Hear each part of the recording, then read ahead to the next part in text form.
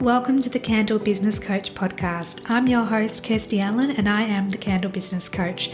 I'm also a mum of three and a kindness advocator. This podcast is all about making and selling candles, business development, and mindset, delivered to you with advice, inspiration, and motivation in a new episode every Friday. This episode is brought to you by the Membership for Candle Makers, the Candle Makers Collective. Becoming a member gives you access to fortnightly online group Q&A coaching sessions to support you, monthly online workshops and trainings to help you grow your business, plus frequent expert guest speakers to inspire and teach you. You'll also have access to an ever-growing resource library with templates, guides, planners, and ebooks. But my favorite aspect of the membership is our exclusive Facebook group for accountability, connection, and support. So if you're looking to take your candle business to the next level and learn more about the Membership for Candle Makers, click the link in the show notes for the Candle Makers Collective.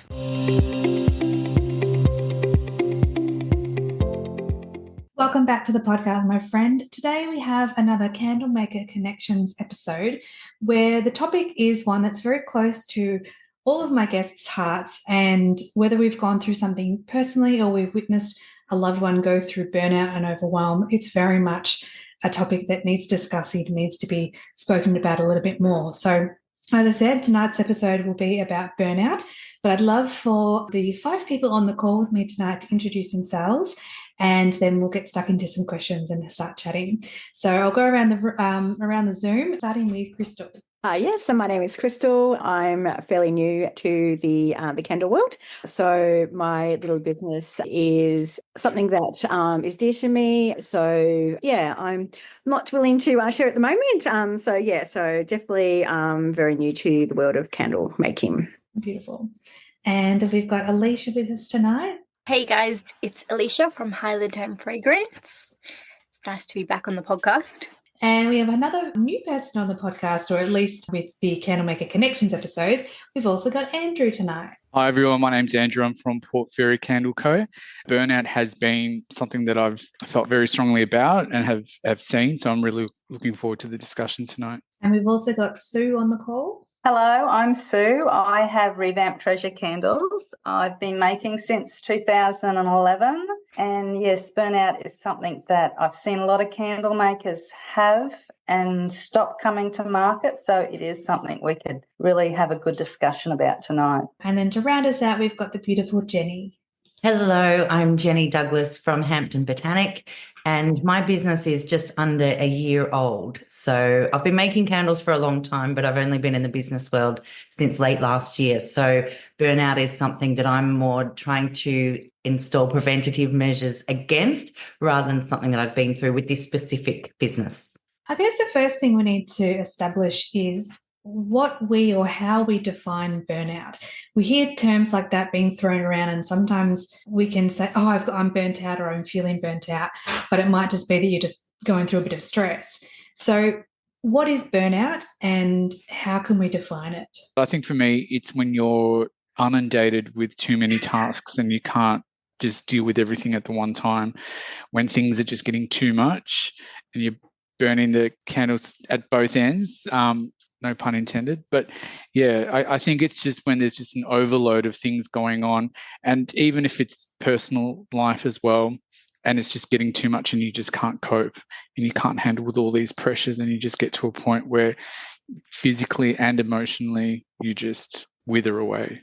For me, I think burnout with a candle maker is when you just don't have the enthusiasm and the passion to be able to get in and make candles with lots of excitement and energy. You know, sometimes it just gets to the point where you think, I just don't want to make another candle. I don't want to do another market.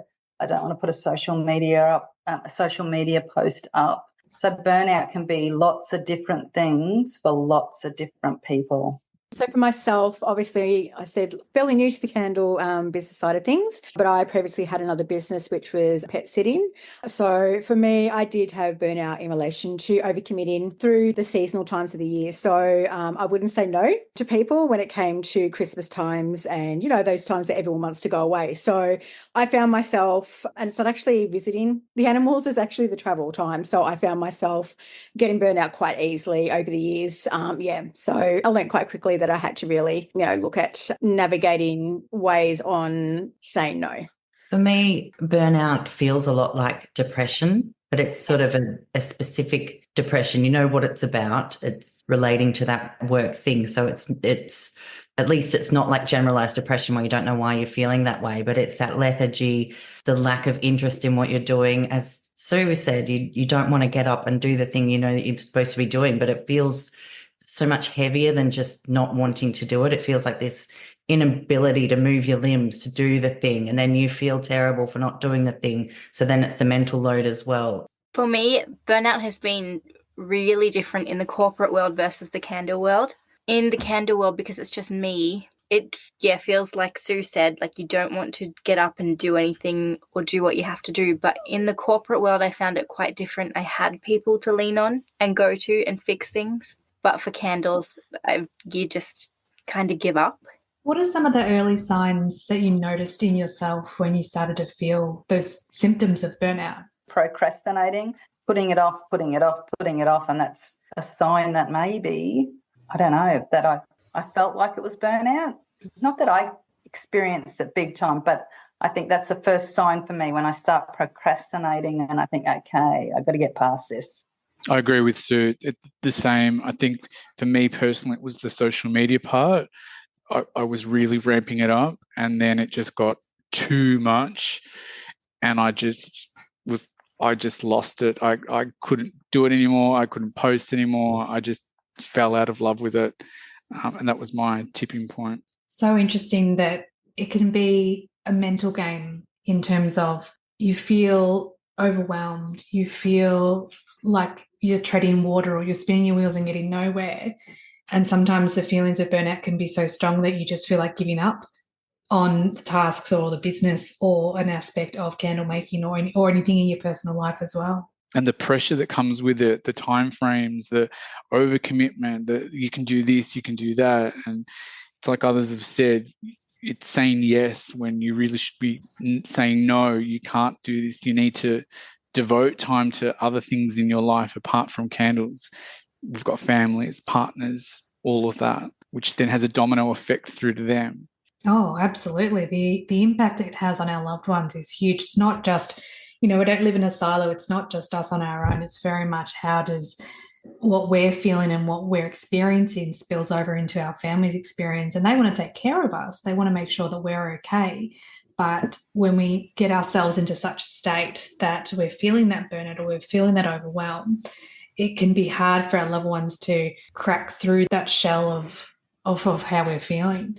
Yeah, absolutely. It's hard to let people in. Sometimes it's, for a start, it's hard to admit that you're feeling like that to yourself, let alone to voice it to someone else. It feels so scary and impossible sometimes. And so then if you're being offered help, you're turning away the help. If you're not being offered help, you're furious that you're not being offered help.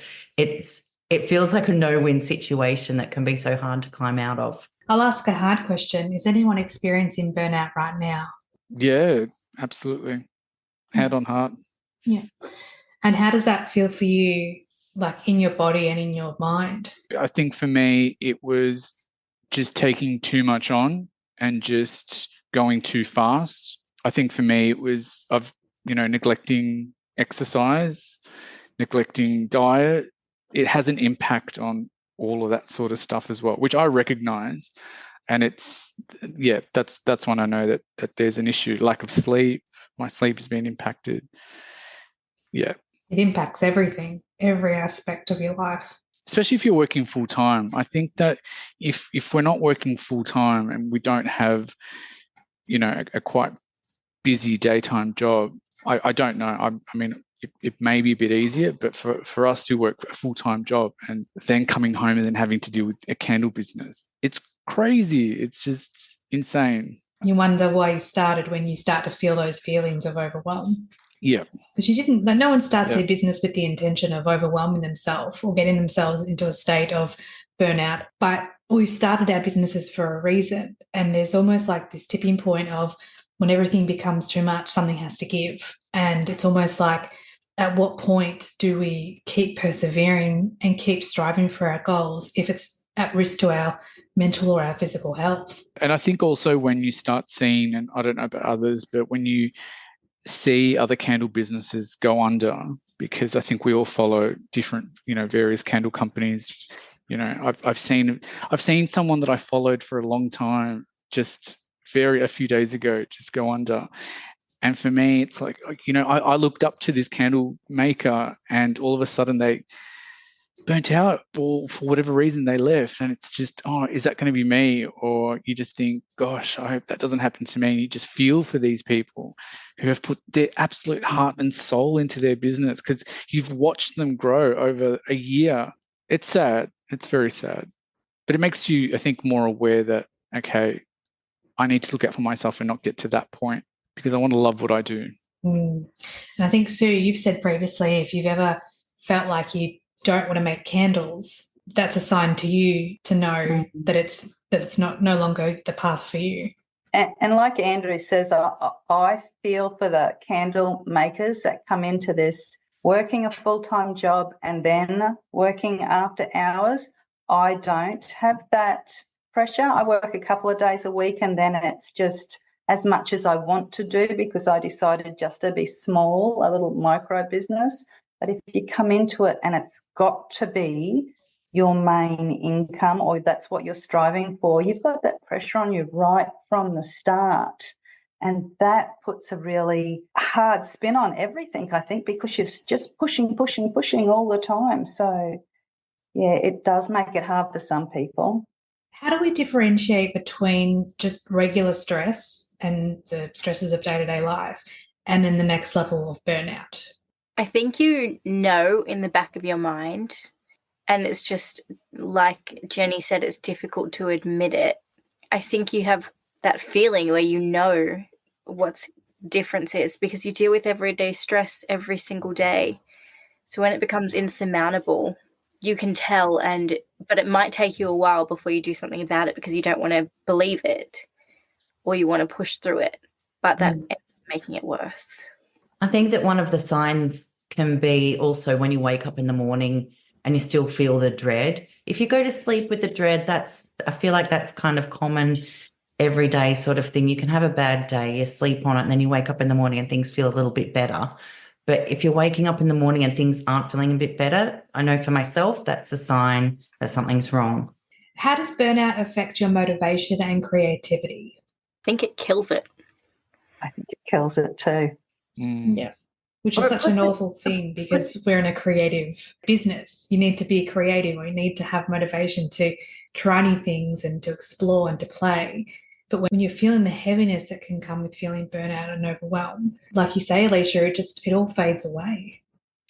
I think that it makes you more vulnerable to this imposter syndrome where you just come in and just say, do you know what, I'm not good enough. I'm not good enough to do this. I'm not going to do this. And I think that lack of motivation and when you're feeling so down and so low and just everything is piling up, you just think, do you know what? I can't do this. I just can't. It's like you're drowning and you're trying to get out and you're just drowning yourself and there's just no way out. That's just the best way I can kind of put it. But you kind of lose that motivation to continue doing what you enjoy. And that's the danger. And then you end up being on your phone for hours or scrolling on Netflix or sleeping or doing other things that help to soothe how you're feeling, but aren't necessarily the best, quote unquote, best way of coping or the best way of managing those feelings of overwhelm. Because if we, suppress, we push it down, we deny, then we can just keep pushing through. But then it reaches that breaking point of I need help or I need someone to help me or I need support. I think it also comes down, it can also be an isolation thing as well. I found that with my business, it was an isolation. No one's going to understand. I can't ask anyone for help because I don't understand the way that I work in my business. So therefore, I can't really talk to anyone. And like Andrew said, you take shortcuts. So you don't go to the gym and you start neglecting yourself, and, you're not looking after yourself. So yes. I just want to say, in terms of motivation and creativity as well, when you do feel the overwhelm and burnout, I would like to think that it puts those things to sleep, or buries them a bit, but doesn't completely kill them, because it is something that you can come back from, and it really feels impossible at times. It's not necessarily. And so it's important to try and find those shreds of hope as well, that it can come back. It might just be that you need a bit of time. You need to change things up. You need to talk to someone. There's so many different things that you can do to help in that situation, which I'm sure we're going to talk about. But trying to keep the faith a little bit, I think, is really important to remind yourself you're not dead. You might be having a rest, but you can come back from this. Yeah. So true. Do you think that burnout is caused by external factors such as the business, life, paid employment, responsibilities, or is it more internal factors such as perfectionism and the inability to say no and wanting things to be a certain way, and if they're not, then that can spin you out a little bit? Definitely the second for me. So again, I have to go back to my other business because obviously I'm fairly new to the candle world. So, but obviously burnout's burnout. So my business was a niche business. So therefore, I had to kind of stand out in the area. I wanted to make sure that I was coming across as somebody who was in the area that, I could be trustworthy, and all that sort of stuff. For me, it's actually external factors. When life changes happen for me, my brain just freaks out. So once I moved house, and then I started, thinking that my light bulb was going to set my house on fire, and then it spiraled and spiraled. And that led to burnout because I got overwhelmed by all this stuff that didn't matter. And the same thing happened the last month or two. I started working full-time in an office again and lost control again, the same way when I moved house.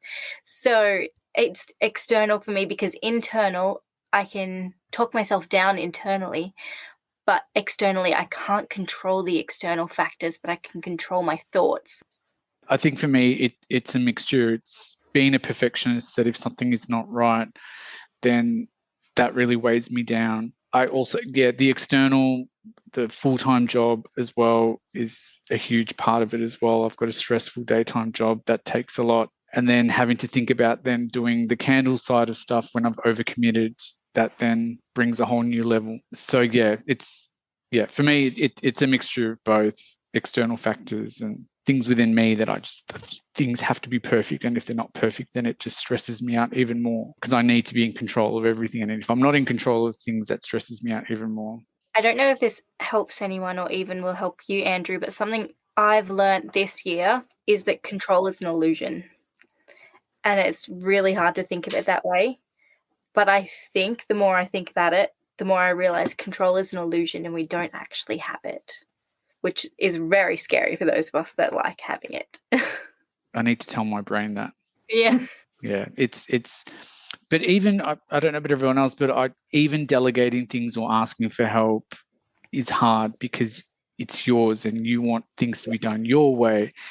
Like my husband tries to help me, my sister has tried to help me, but I always watch over to see if it's how I want it done, and I know that I need to let go of that and let them help me. And I did. I let my husband help me over the weekend, and I just thought, you know what, I'm going to lose that control. And he ended up doing a great job. And that's what I need to learn how to do. And I think, Kirsty, you had told me to do that as well. We had spoken about that, and I did. But you want to keep control of everything because it's yours. And, I think we're all perfectionists in some way because we want our things to be just right. Yes, we're all nodding furiously. We absolutely agree with you there. It's one of those things where if we feel like we have control, then nothing bad could happen. Like nothing bad can happen to our business or our life or our journey, because if we're in control, then it's up to us. The outcome is up to us. But like you say, Alicia, control is an illusion. It's very much something that's not in our control. And as scary as that is to think about, It's also kind of freeing as well, knowing that we can, trust the universe and just know that we're not on our journey. We can just trust that process, that what's brought us here will take us there, if that makes sense. Technology, social media, constant emails, whether they're at work, whether they're on our phone, whether it's the combination of both. Do we feel like that contributes to burnout or contributes to that feeling of overwhelm and not being able to keep up and catch up and manage our day-to-day lives? I think it absolutely can. These days, my emails are not dangerous. They're not that bad or anything, but I used to have an incredibly stressful job that I've been out of for 2.5 years now, but I'm still triggered every time I hear an email ping. I think, oh God, what is it? What's coming for me? What's it going to be this time? And so I keep my phone silenced most of the time. And that's how I deal with that, because it's completely irrelevant to my life now, that anxiety. It's not attached to anything in reality anymore, but I still experience it. I found that turning all my notifications off in my phone settings has really helped me, because whenever, just like Jenni, whenever something goes off, my heart stops for a second and I can't focus until I deal with that notification, whether it's an email or someone commenting on Facebook or whatever. I've turned them all off. I can't stand to see it pop up or hear it because it was overwhelming. Yeah, it gets too much. Yeah, I think as candle makers, we all started out just making candles and we fell in love with it. We thought, oh, this is going to be so good. I can go out and sell them at market or sell them online. But I don't think you realise how much extra technology is involved. Social media, monthly emails, corresponding with customers, all of that adds to the pressure. So it's not just the candles that you're in love with, it's everything else, and not just social media, it's getting your packaging right. That's all added pressure that takes away that little bit of, I love making candles. It's all of a sudden, there's so much more to making candles. And I think some people aren't aware of that when they first start, and that sets them on a road to, oh my goodness, this is so much harder than I thought it was going to be. And that's when they start to get overwhelmed with everything else as well. Yeah, see, I agree. The social media side of it is probably something that has stressed me out the most. I think it's overwhelming. It's a huge pressure. And it took away from the love that I had for making candles, because it was this other huge layer. So for me, I ended up outsourcing my social media side for a while, and because I just thought I couldn't handle it and I just wanted to trial it out. And it was the emails and all of that sort of stuff, correspondence, everything. I had a virtual assistant. I'll be honest, the stress was taken all away. It was just a huge relief. I didn't have to worry about any of that sort of stuff. I focused on making candles.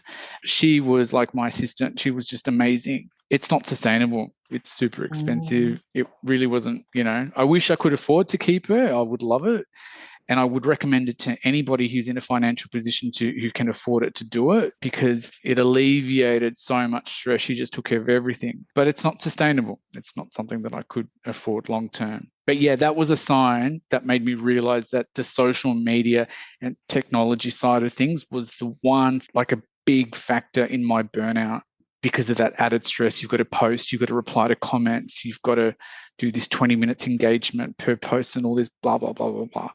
It's a lot. And it's funny because it's pressure that we put on ourselves. Like, no one has sat us down to say, you need to be on social media, or you need to have an email list, or you need to do ABC.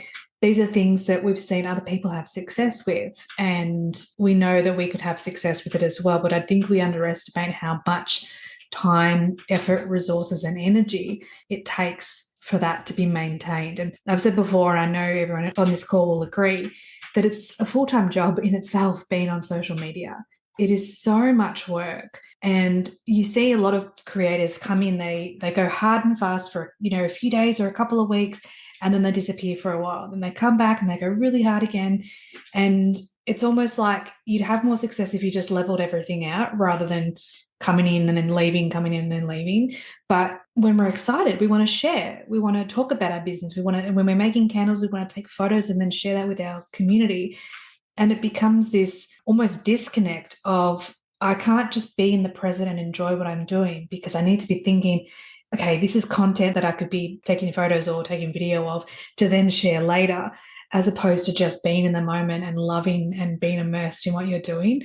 And it's just so, it's almost like it'd be easier just to have a camera attached to the top of your head, just constantly filming, because then that could just be taken care of. But at least you can, you don't have to think about it. You can just focus on enjoying the candle making. What are some ways that we can help ourselves when we're feeling burnt out? What are some ways to take care of ourselves? Say no. Say no to something. Oh, say no. Yes, Yeah. absolutely. Yeah, I agree. Say no.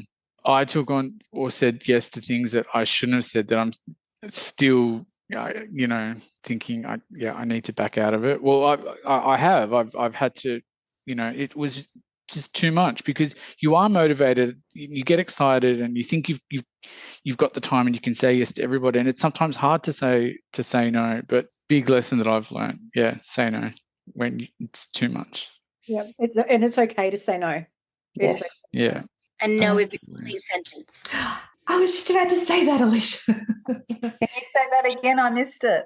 No is a complete sentence. Very good. What about you, Jenni? I feel like you're on the edge of your seat, ready to share some thoughts.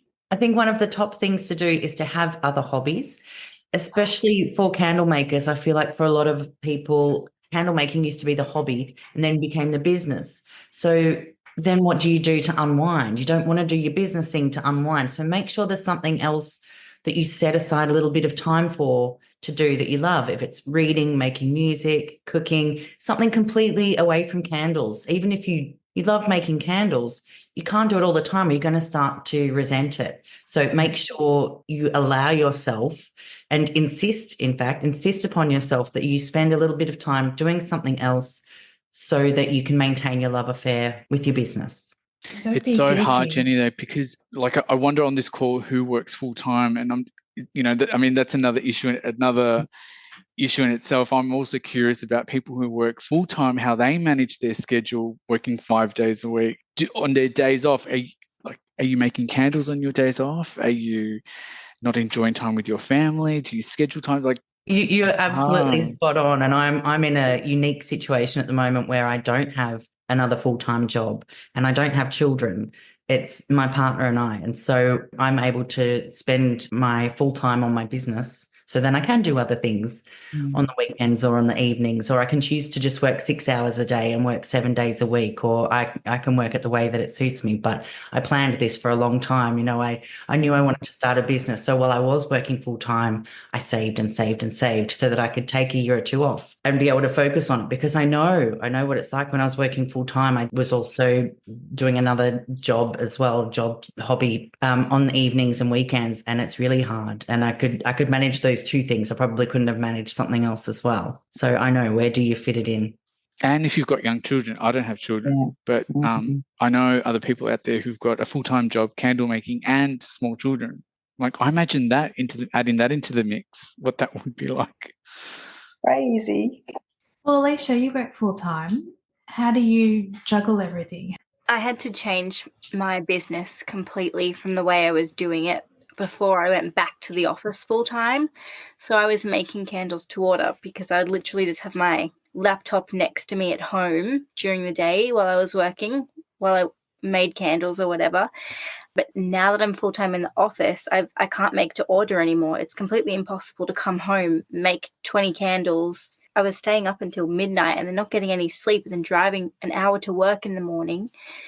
It just became unsustainable. So now I have to make a batch of candles in a scent, and that's all that's there for that scent. If there's 5 candles in that scent, that's all there is available to sell for that until I can make more. So how do you do your wholesale orders, Alicia?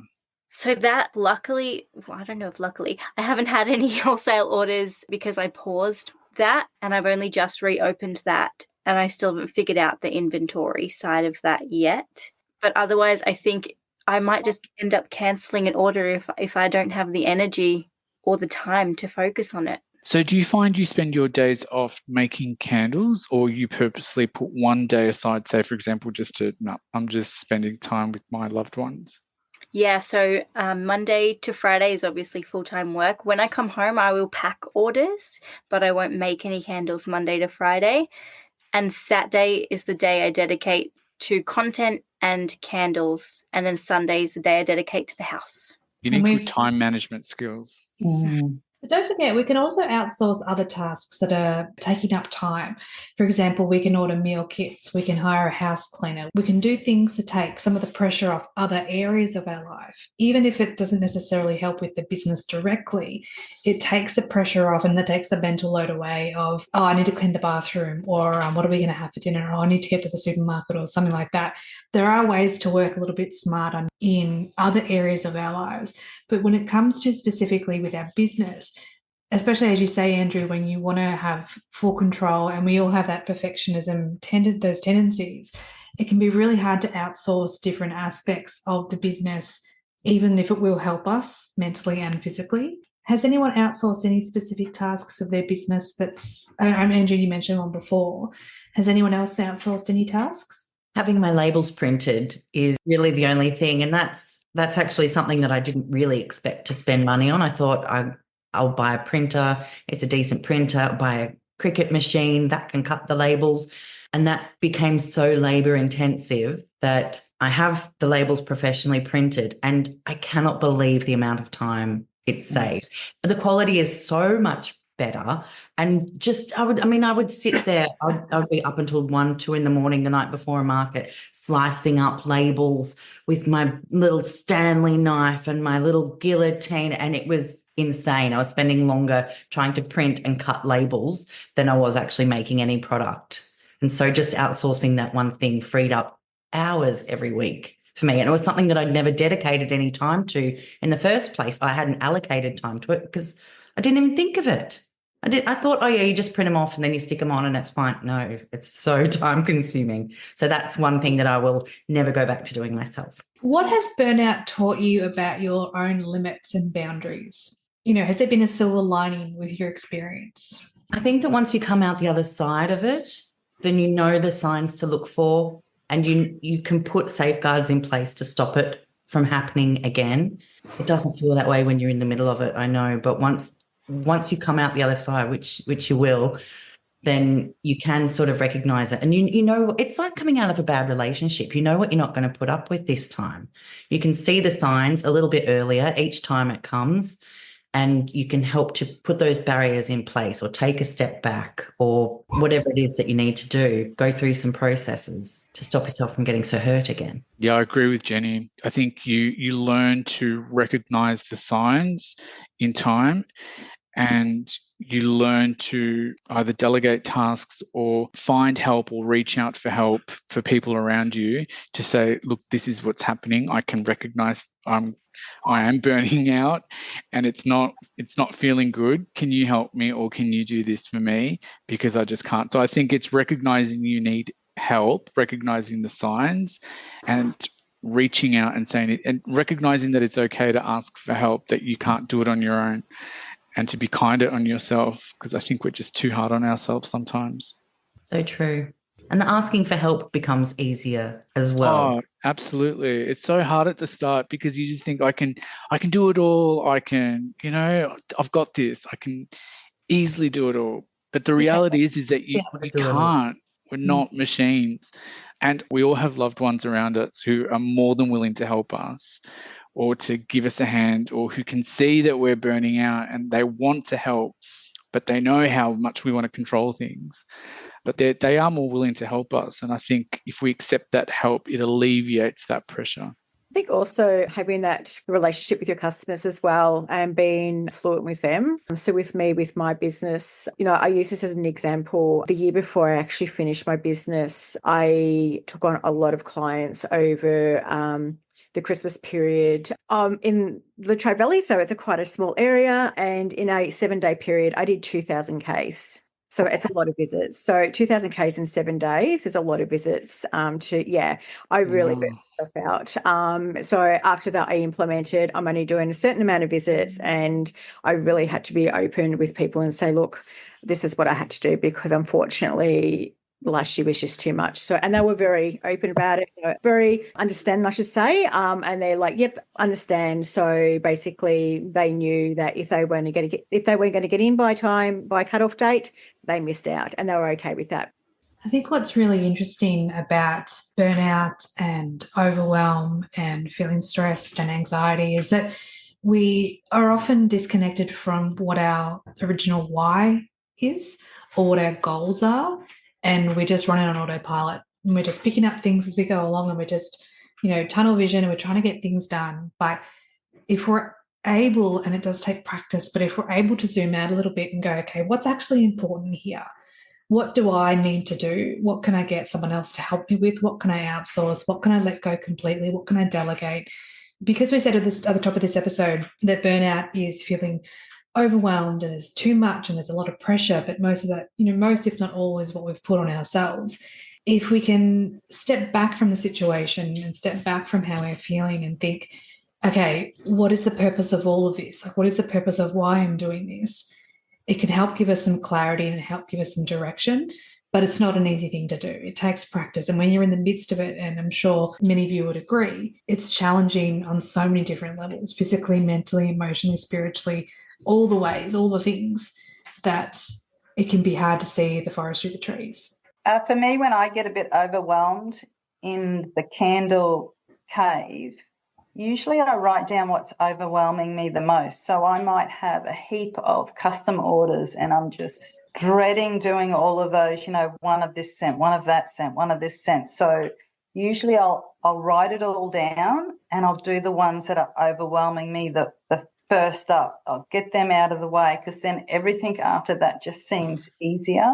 And especially as we're coming up to the Christmas season, it can be overwhelming trying to build up your stock and do your custom orders and make your Christmas candles and do your social media posts. So I find my best solution for dealing with getting overwhelmed is to get myself organised.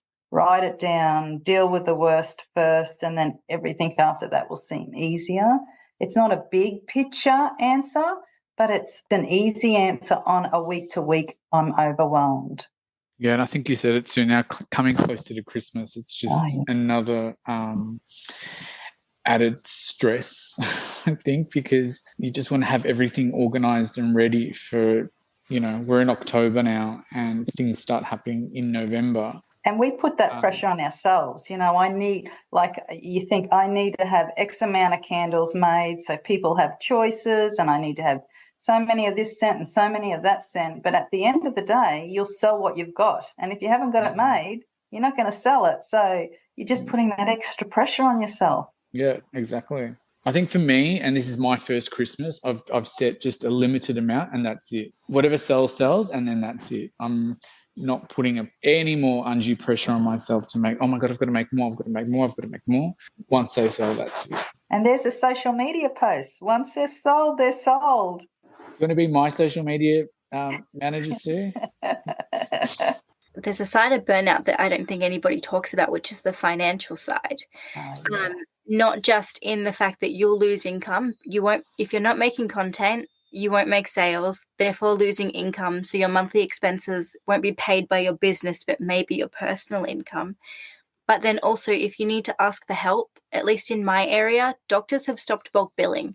So now it's at least $100 to go to the doctors.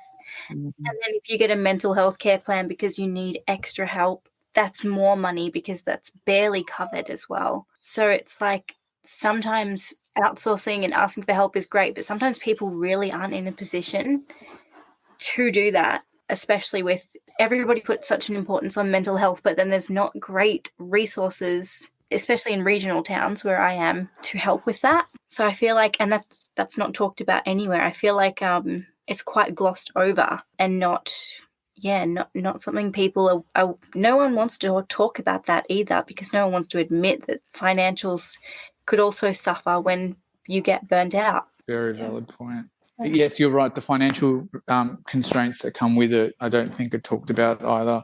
And the amount of extra income that has to be put into it if sales aren't there. Yeah, I think you're right. It's not spoken about as much. Yeah, and I don't think people quite understand, at least when you go into making a candle business, you don't realize that you will have monthly expenses that you need to pay. And I've also seen, I don't know about everyone else, but it's not just small scale candle makers that are going are shutting shop. It's large candle makers with large social media followers, with big businesses who are closing down. I mean, I think we think that it's just, smaller businesses, but it's everybody. Everybody is going through something similar.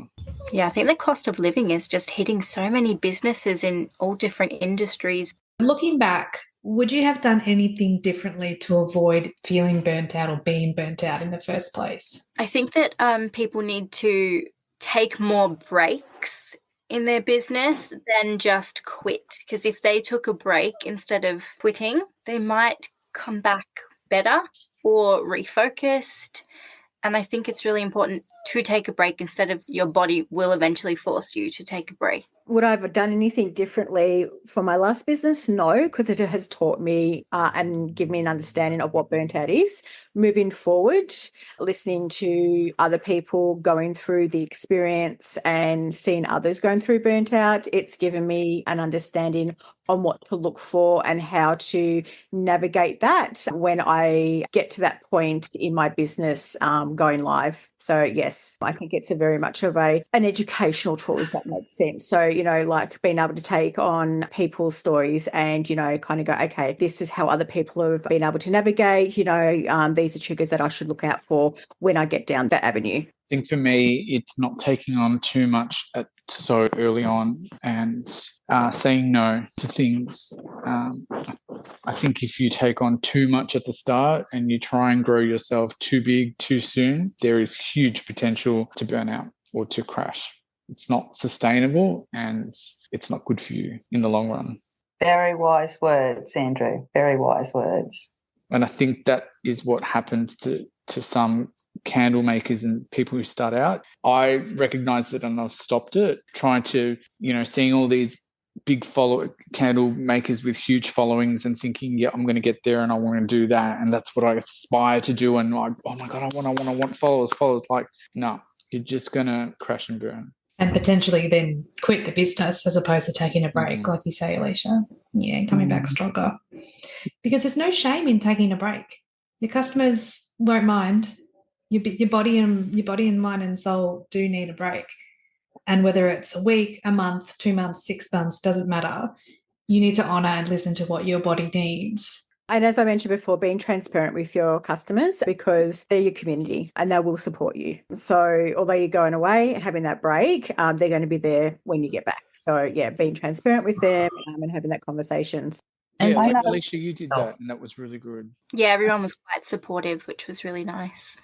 A lot of candle makers that do markets, and not just candle makers, but a lot of makers, regardless of what they make. I noticed that a lot of them have the whole month of January off. They don't do any markets and they take that time to catch their breath and just have a break. So I have seen lots of regular stall holders just not coming to market in January. Plus, it's very hot where we are, so they escape the heat. But yeah, definitely take a break. And like Andrew says, don't go in full on hard, want to do everything, be everywhere, be everything to everyone when you first start. Just take it slow, breathe, grow slowly. And organically as well. I mean, yeah, that was the word I was trying to think of, organically. You're not going to get 1,000 followers in one day because of one reel that you post. It doesn't work that way. And I wish I could tell the me back then when I first started, nearly a year ago, that that's not the reality of it. And I think you come into it thinking that's going to be it and that's what's going to happen. When no, reality, it's not. You need to build your following and your social media very organically. And sustainably. Yeah, and find your own tribe and your own following. People who follow dessert candles aren't not going to come to me. It's different niches that are going to gravitate towards different candle makers, and that's okay.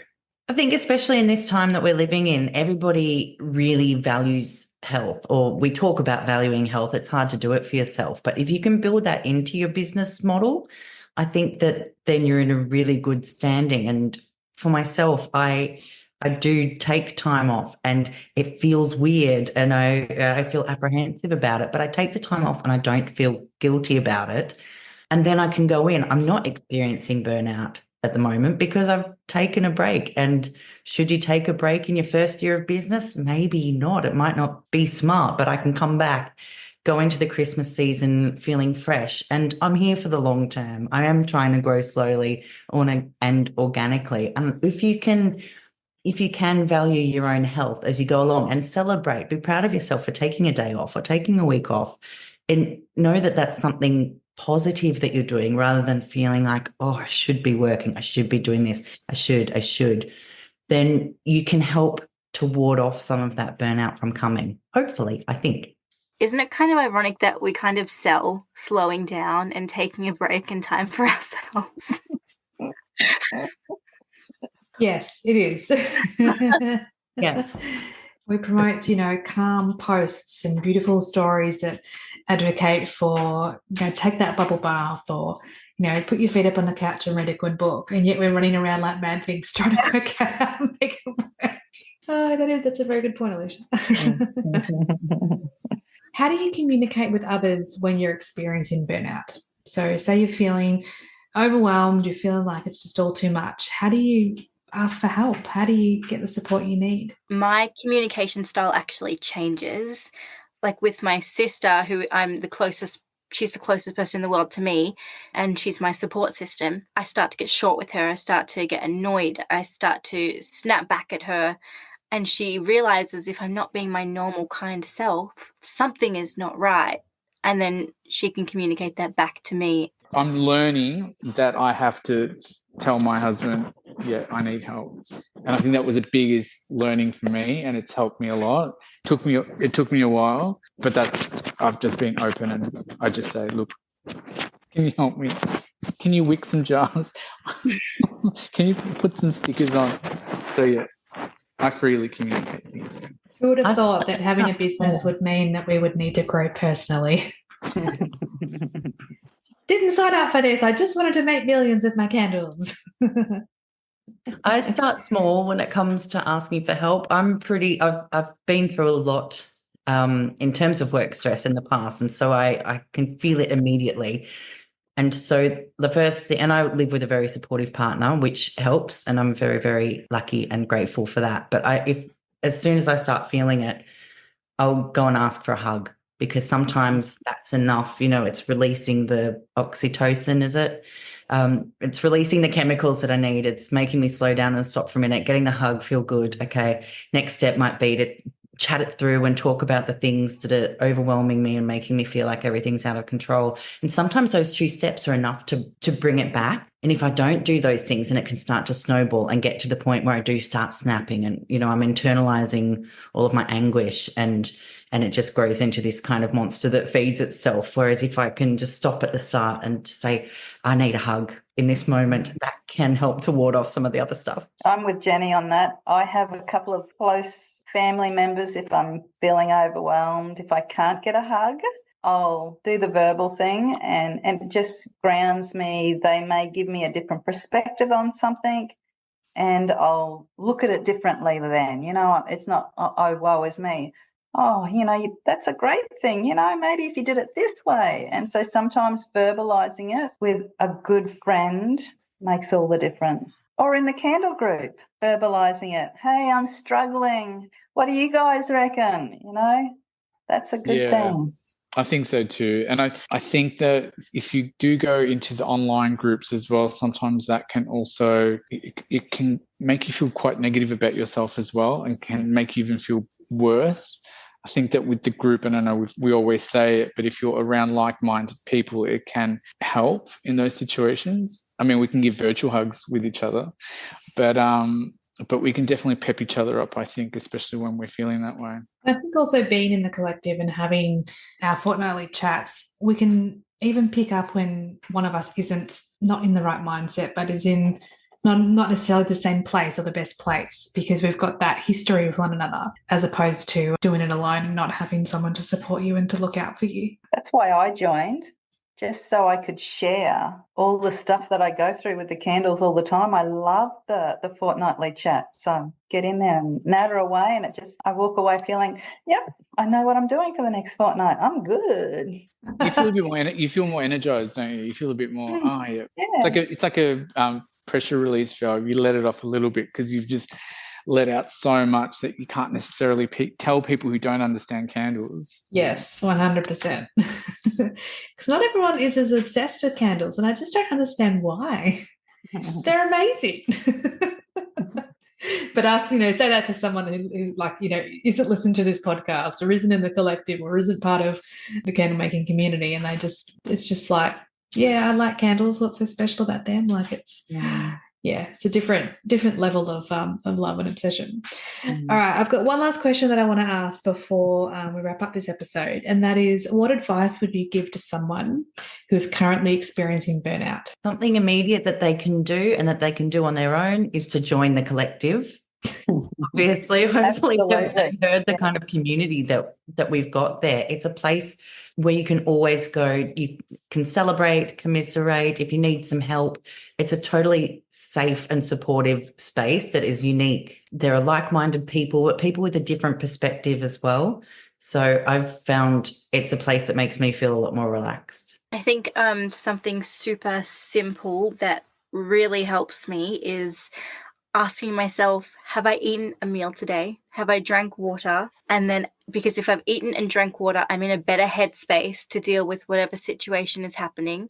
So then what are the next steps I can take to assess the situation and make it better, or start fixing it, or take a break to figure out what to do next? I'm going to say that I agree with Jenni as well about joining the group, networking with people who are also candle makers, who understand what you're going through. I think the collective is a great start, but I think talking to your support network around you is so crucial, because if you internalize things and you keep things to yourself without people knowing what's going on around you, it is going to really damage you. And the quicker that you can learn to be able to approach people around you and talk to you about how you're feeling, even offloading what you're feeling, is just going to make so much of a difference. I would definitely say reach out to your support network. Definitely reach out, and don't be afraid to ask for help, because there is support out there. And to also know that a lot of people are going through this. You're not the only person that's going through this.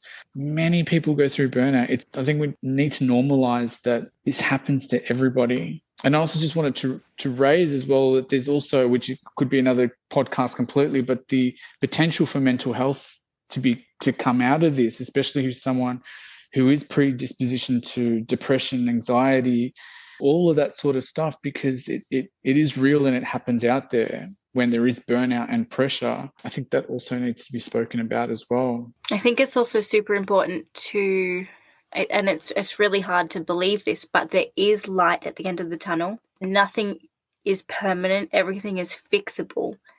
There is a solution to every problem we have, even if we don't see it. You will get through it, and you will get to the other side. I think if you're feeling overwhelmed in the moment, sometimes it's good to walk away. Walk away, have a cup of tea, do something else, do a bit of gardening, watch a movie, whatever, but just walk away, because sometimes when you walk away, your brain will kick in without you even knowing. And then when you go back, it doesn't feel so intense. It can be easier. But that's just if it's a little bit of overwhelming. If you're experiencing it on a whole bigger level, I do think, like everybody says, reach out. The collective's great for that, but reach out to a loved one, whoever. You just don't want it to eat you up.